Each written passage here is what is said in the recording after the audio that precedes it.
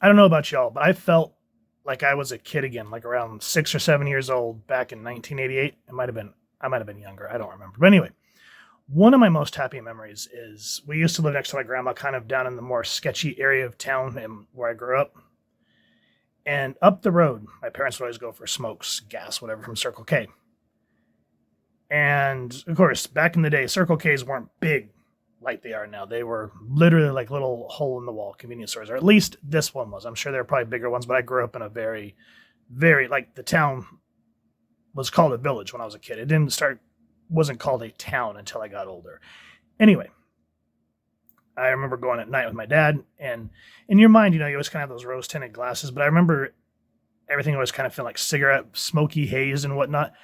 And while he was doing whatever it was he was doing, I would go over to the tiny magazine rack. They didn't have giant magazine racks. And I would grab comics like Bill and Ted's Excellent Adventure or Ghostbusters or whatever they had at the time, either be the Teenage Mutant Ninja Turtle Adventures, etc., so forth. And that's how I was introduced to comics. And I miss that. So I say all that to say this. The other day, I just went up to go get smokes, coming full circle. And again, in where I'm at, it's another small town, and the Circle K is a little bit smaller. And shoved over in the corner was this display case with like comics like spilling over, like bent over. And I was like, oh my God, but there's comics. And I felt that elation again, that I was a little kid. And I started diving through, and this was one of the ones that I picked up. Now, with that said, the one thing that really does kind of chap my hide is back in the day before the direct market really took everything over, there was the newsstands, which came to newsstands.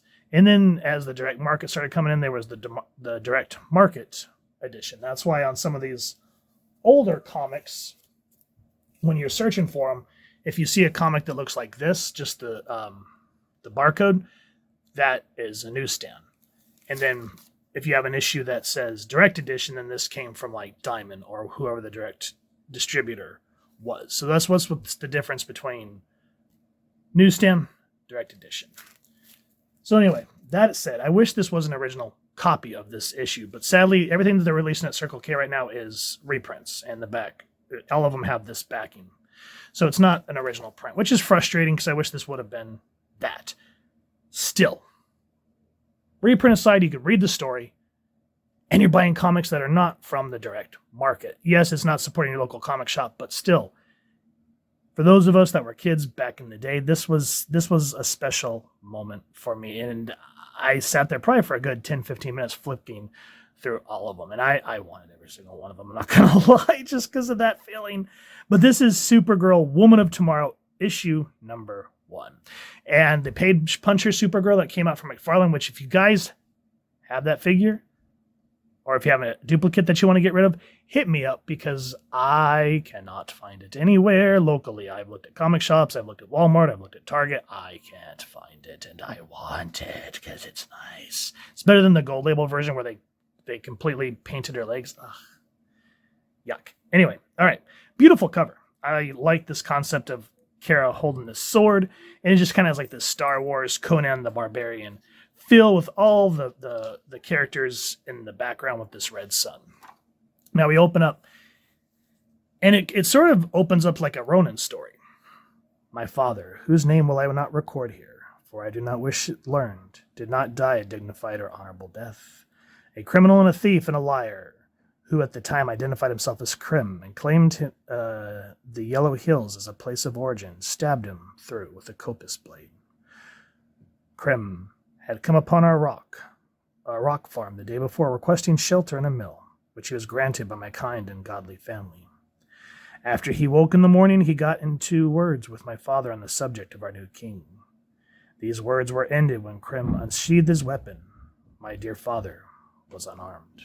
And then we end as the sun setting and rising on her father's body. Just a really interesting way to start it. So we come to find out this character, I cannot remember her name off the top of my head at the moment, but she takes the murderer's sword, and she's like, I don't understand why he didn't take it. It was finely made.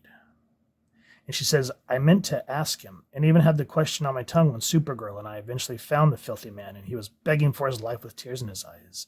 But Supergirl delivered the fatal blow, and Krem fell dead to the ground before I could get it out.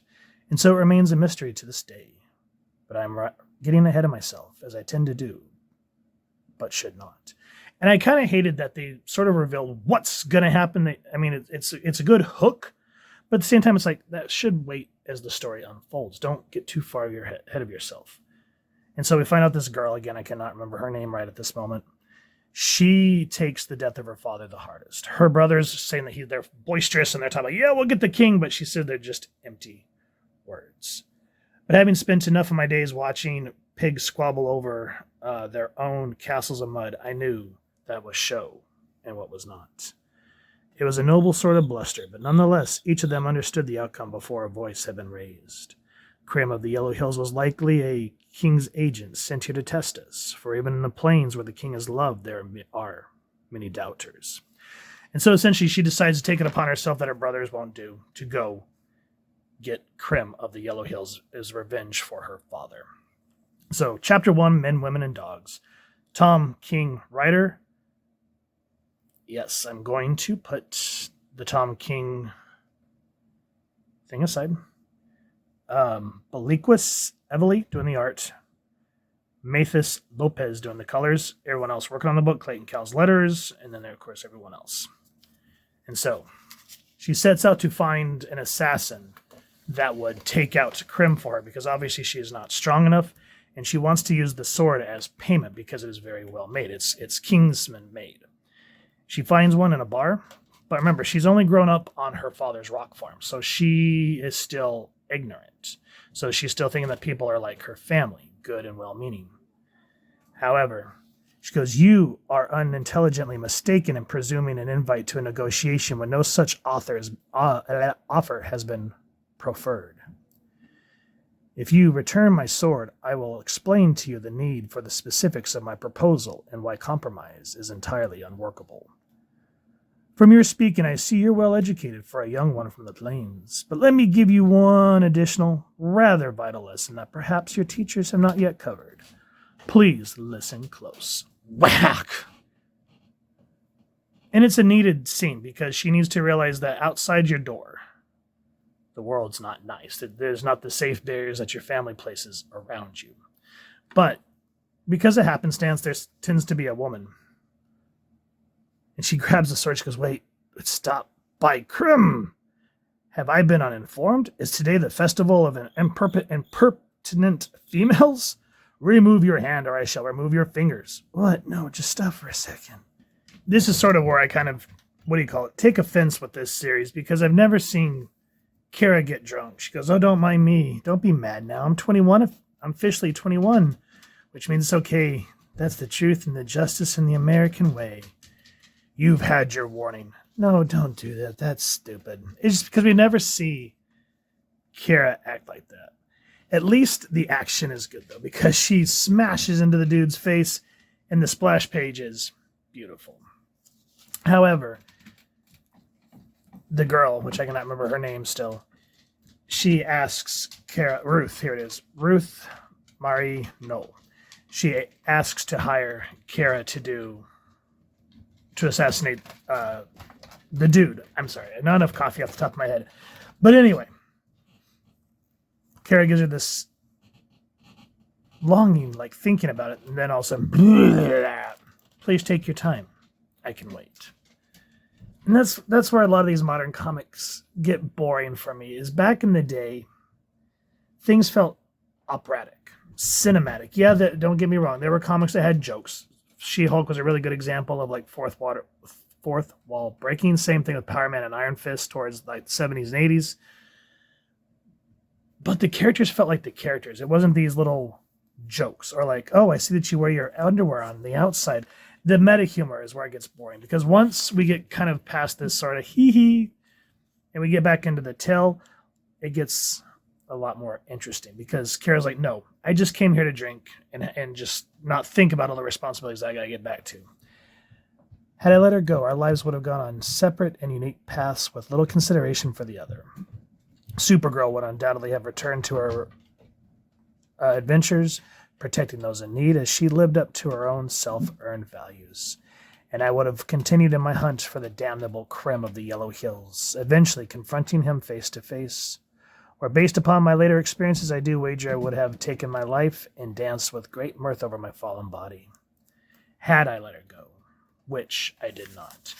And she essentially hoofs it and swims after Kara. And she is, stunned by this spaceship. I'm not from here. It's like a horse I ride to get home. And this is what I wear out there. Ruth, I'm sorry, I've got to go. And you do too, okay? And she still tries to hire Kara. But something happens. And because this world has a red sun, which I'm starting to think that it doesn't explicitly say it, but they talk about the red sun. And one of the guys here, he says, a clue. Where is it? Where is it? Of course, I can't find it when I want to share it with you guys, but he says, Great Row, which is the sun that they worship. I think it's the sun god they worship in Krypton. So I'm betting 10-1. This is probably Kandor. I had to think of the Shrunken City because obviously Krypton was destroyed. So I'm thinking she visits Kandor to kind of escape reality. So I'm thinking this is where this pocket universe is kind of happening from. But anyway, because this is a red sun, Kara gets smacked. And she's still going at it.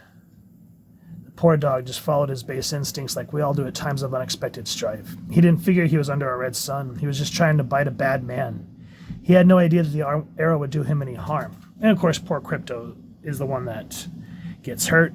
But Kara, and I'm saying Kara, I'm thinking of Deep Space Nine. She just goes to town on these guys covered in arrows to show the type of hero that Kara Zor-El is. Now, it's to be continued. I don't want to give away too much. This, I will say, is a lot better of the Tom King comics that I read because I drooped out of his Batman run after the whole not marrying Catwoman and Catwoman and Batman.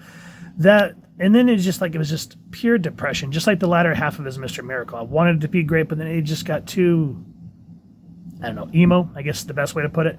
This at least seems like he's kind of learned from that, minus the whole, oh, look, I puke and I wear my underwear on that type of humor needs to stop. Because as I said, back in the day, yes, there was fourth wall breaking, but if you go back and read like Roy Thomas on Fantastic Four, earlier Stan Lee and all those writers, the characters and everything always felt like they took the world serious. Yes, there's a few things here and here where you just kind of go, okay.